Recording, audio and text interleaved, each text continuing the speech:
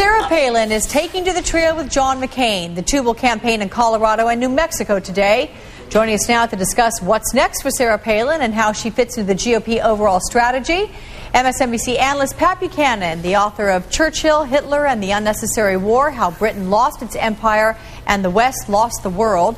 And so, Pat, I want to talk with you about all this Sarah Palin stuff. So as we get to it, you have the two of them, this dynamic duo now for the GOP, John McCain, Sarah Palin, attracting thousands of supporters for their first post-convention appearance, more than 10,000 by some estimates. How is the GOP going to try and sustain this level of enthusiasm?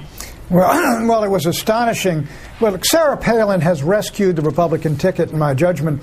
She is, as they say, a rock star. The enthusiasm of the base is enormous. They're all coming home.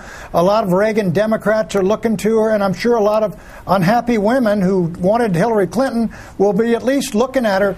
And so they're going to exploit this enormous popularity and interest. She's a far hotter commodity right now, and I don't mean that in a pejorative way, than even Obama is. So they ought to exploit that right now, get her out there in all these swing states.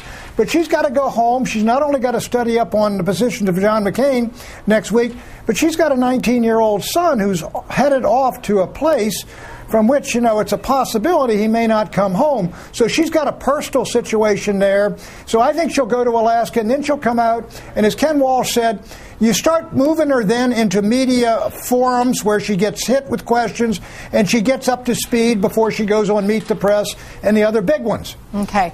Pat, I want to ask you a couple of gut check reactions. I want the first one to be the answer to what you thought last Friday morning when you heard the name Sarah Palin as John McCain's pick, and then also getting to the personal connection of things. Yes, she has her son heading off to Iraq, but are you, as a conservative, at all concerned about some of the stuff that's coming out and whether or not that is going to affect the base? Well, my first reaction was hallelujah, hallelujah.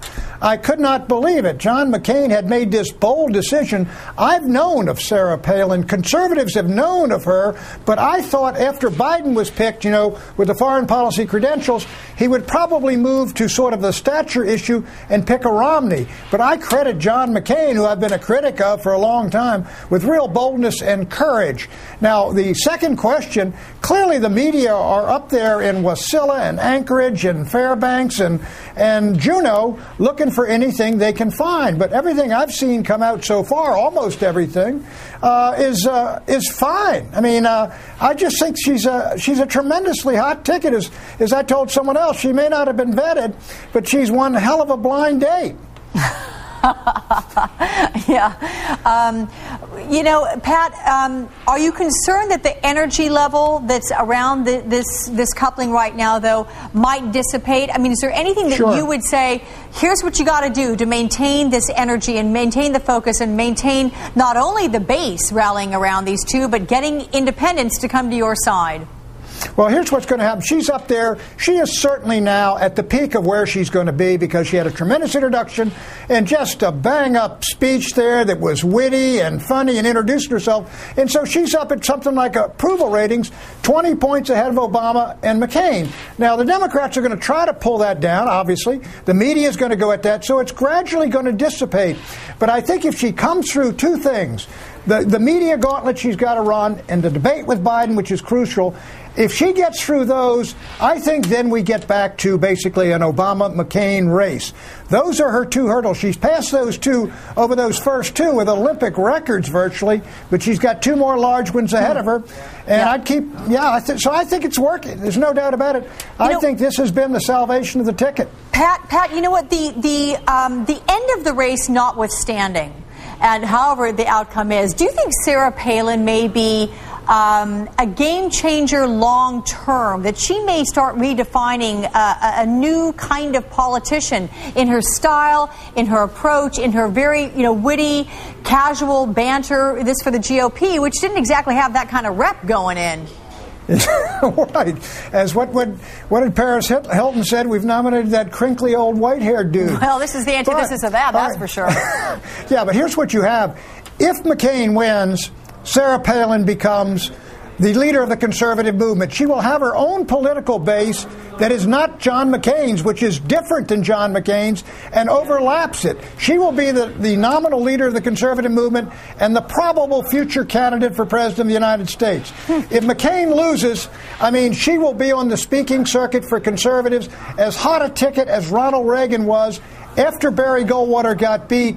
And then of course, he ran for governor. So I see her, absent something terrible happening, as really a future leader of the conservative movement for the next 20 years. Also, like Bobby Jindal down in Louisiana, some of these younger conservatives up in the House, I think she will inspire revolutions inside those caucuses where a whole generation is going to move on. And frankly, it ought to move on. And she and the Jindals and the others, I think, are the coming leaders of the conservative movement. And I say about time. You know what, Pat? You're talking about Sarah Palin as being a potential presidential candidate down the road. Made me think Sarah Palin, Hillary Clinton. I mean, listen, I put that in the column. It could, I mean, Lord forbid that if John McCain wins, that something happens to him, but he could run for one term, as there's all that talk. And if he did, the logical successor would be Sarah Palin and Hillary Rodham Clinton.